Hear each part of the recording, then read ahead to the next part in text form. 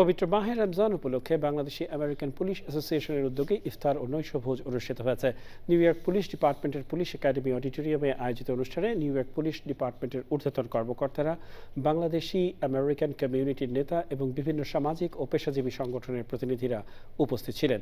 শাহনওয়াজ গ্রুপের chairman lion Shahnawaz, attorney Moin Chowdhury, Bangladeshi American police অ্যাসোসিয়েশনের সভাপতি ক্যাপ্টেন AKM প্রিন্স আলম এবং সংগঠনের সাধারণ সম্পাদক ডিটেকটিভ জামিল সারওয়ার অনুষ্ঠানে বক্তব্য রাখেন। প্রবাসে বাংলাদেশি কমিউনিটির মধ্যে পারস্পরিক সম্প্রীতি, ভ্রাতৃত্ববোধ এবং সামাজিক সংহতি জোরদারে এ ধরনের আয়োজনের গুরুত্ব তুলে ধরেন বক্তারা।